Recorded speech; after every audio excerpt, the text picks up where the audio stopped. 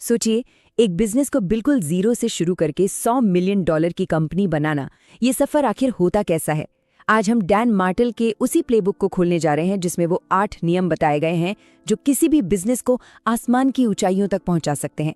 तो चलिए तैयार हो जाइए, क्योंकि हम सीधे उन सीक्रेट्स में गोता लगाने वाले हैं। जानते हैं, ये एक लाइन इस पूरे फ्रेमवर्क की नींव है।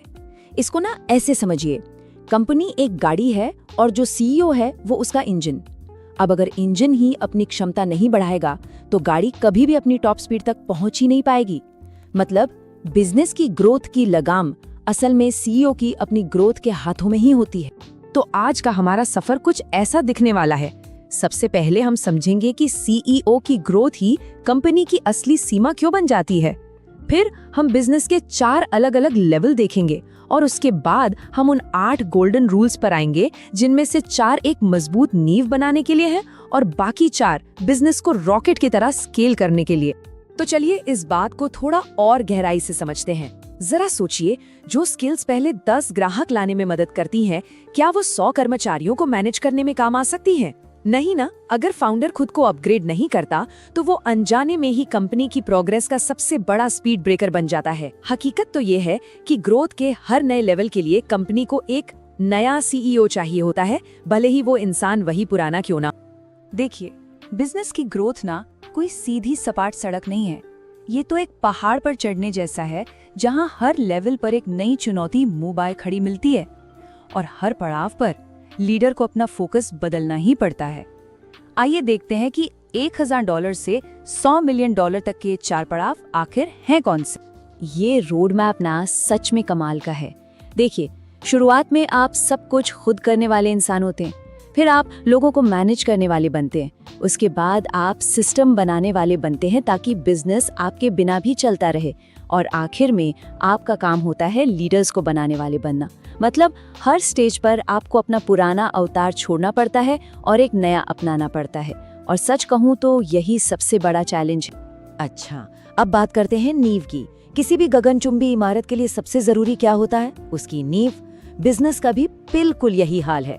ये जो पहले 4 नियम है ना, ये वो मजबूत कंक्रीट है जिसके बिना अगर स्केल करने की कोशिश की तो कंपनी ताश के पत्तों की तरह ढह जाएगी। तो चलिए देखते हैं पहला नियम। रूल नंबर 1, पहले कॉपी करें फिर क्रिएट करें। ज्यादातर नए फाउंडर्स पहले ही दिन से दुनिया बदलने की कोशिश में लग जाते हैं, लेकिन स्मार्ट तरीका ये नहीं है।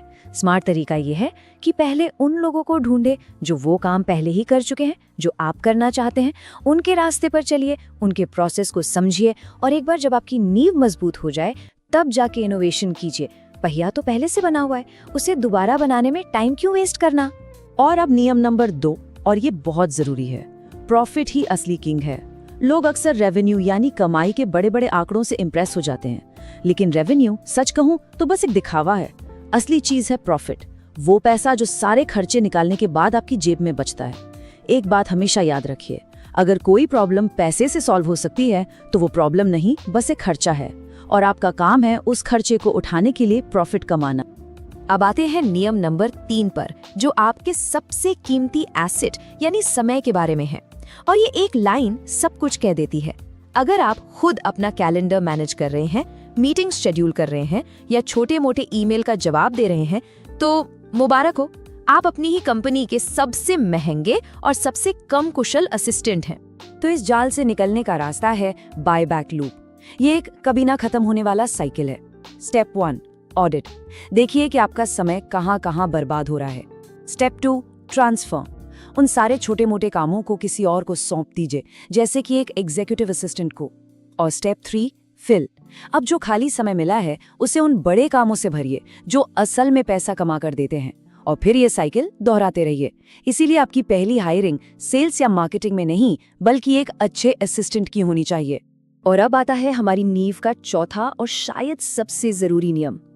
एक बात हमेशा याद रखिए, आप किसी को भी एक्सेल शीट चलाना सिखा सकते हैं, लेकिन आप किसी को अच्छी नियत या टीम में फिट होना नहीं सिखा सकते। स्किल्स तो सिखाई जा सकती हैं, पर कैरेक्टर नहीं। इसीलिए हायरिंग करते वक्त हमेशा कल्चर को सबसे पहले रखिए। तो सवाल है, कल्चर को प्राथमिकता दे कैसे? कुछ तरीके हैं। टेस्ट फर्स्ट प्रोजेक्ट दीजिए। इससे पता चलता है कि इंसान बातें कैसी करता है और असल में काम कैसा करता है। कभी कभी ऑफिस से बाहर निकलकर शायद एक हाइक पर इंटरव्यू लीजिए। इससे इंसान के असली कैरेक्टर का पता चलता है। और सबसे जरूरी, गलत इंसान को टीम में रखने से अच्छा है कि उसे जाने के लिए पैसे दे दिए जाएं, क्योंकि एक गलत इंसान पूरे कल्चर को तबाह कर सकता है। और याद रखिए, कल्चर ही आपकी सबसे बड़ी दौलत है। चलिए, अब नींव तो मजबूत हो चुकी है, अब समय है गियर बदलने का और बिजनेस को अगले लेवल पर ले जाने का। ये अगले 4 नियम आपको 10 मिलियन और उससे भी आगे के सफर के लिए तैयार करेंगे। ये वो नियम हैं जो आपको बिजनेस की उलझनों से निकालकर उसे एक स्मूथ ऑटोमेटिक मशीन बना देंगे। नियम नंबर 5 है DRY, यानी डोंट रिपीट योरसेल्फ। ये सॉफ्टवेयर की दुनिया से आया एक कमाल का आइडिया है। अगर आप खुद को एक ही सवाल का जवाब बार बार देते हुए पाते हैं या एक ही तरह का फैसला बार बार ले रहे हैं, तो समझ जाइए ये एक रेड अलर्ट है। इसका सीधा मतलब है कि आपको वहां एक सिस्टम बनाने की जरूरत है। आपका काम है खुद को कंपनी के हर छोटे बड़े फैसले से बाहर निकालना। और इसे लागू करने के 2 सबसे असरदार तरीके हैं। पहला, लोगों को ये मत बताइए कि क्या करना है, बल्कि उन्हें ये सिखाइए कि कैसे सोचना है। उन्हें जवाब मत दीजिए, उन्हें जवाब ढूंढना सिखाइए। और दूसरा, उन्हें बजट दीजिए। जब टीम को पता होता है कि वे कितना खर्च कर सकते हैं, तो वे हर छोटी मोटी चीज के लिए आपके पास नहीं आते और खुद मालिक की तरह फैसले लेना सीखते हैं। नियम नंबर 6 एक ऐसा सच है जो जिंदगी और बिजनेस दोनों पर लागू होता है। आप उस चीज को सुधार ही नहीं सकते जिससे आप नापते नहीं हैं। जिन चीजों पर आपका ध्यान जाता है वो अपने आप बेहतर होने लगती हैं। अगर फॉलोअर्स बढ़ाने हैं तो हर दिन गिनती शुरू कर दीजिए। अगर प्रॉफिट बढ़ाना है तो हर दिन उसे ट्रैक करना शुरू कर दीजिए। आप देखेंगे जादू की तरह चीजें सुधरने लगेंगी। और हाँ, नापने का भी एक सिस्टम होता है। सबसे पहले एक डेली स्कोर कार्ड बनाइए। इससे पूरी टीम को पता होता है कि आज का सबसे जरूरी काम क्या है। फिर इन नंबरों को बड़े बड़े डैशबोर्ड पर सबको दिखाइए। इससे ट्रांसपेरेंसी और जवाबदेही दोनों आती है। और आखिर में सेंसर लगाइए। ये कुछ और नहीं बल्कि ऑटोमेटिक अलर्ट होते हैं। जैसे गाड़ी में इंजन की लाइट जल जाती है ना, वैसे ही ये सेंसर आपको बताते हैं कि कोई चीज गलत हो रही है, इससे पहले कि वो एक बड़ी मुसीबत बन। और ये हमें 7वें नियम पर लाता है, जो लीडरशिप का असली मतलब समझाता है। सिखाओ, बताओ मत। जब आप लोगों को बताते हैं कि क्या करना है तो आप उन्हें अपने ऊपर निर्भर बनाते हैं, लेकिन जब आप उन्हें सिखाते हैं तो आप उन्हें लीडर बनाते हैं। आपका काम उन्हें मंजिल दिखाना है, रास्ता वे खुद ढूंढ लेंगे। याद रखिए, एक अच्छा लीडर फॉलोअर्स नहीं बल्कि और भी लीडर्स तैयार करता है। और अब हम आ गए हैं अंतिम नियम पर। ये नियम लोगों की अंदरूनी प्रेरणा को जगाने के बारे में है। एक लीडर का काम सिर्फ बिजनेस के लिए सपने देखना नहीं होता, बल्कि अपनी टीम के हर सदस्य के लिए भी सपने देखना होता है। इसको ऐसे समझिए, कंपनी का विजन एक पेड़ के तने की तरह है और आपकी टीम के सदस्यों के व्यक्तिगत सपने और लक्ष्य उसकी शाखाएं हैं। जब आप उन्हें ये दिखा पाते हैं कि कंपनी का तना जितना मजबूत होगा, उनकी शाखाएं भी उतनी ही ऊंची जाएंगी, तब वे सिर्फ सैलरी के लिए काम नहीं करते, तब वे एक मिशन का हिस्सा बन जाते हैं। और यही मोटिवेशन की सबसे ऊंची फॉर्म है। तो हमने ये 8 नियम देख लिए, नींव बनाने से लेकर बिजनेस को स्केल करने तक।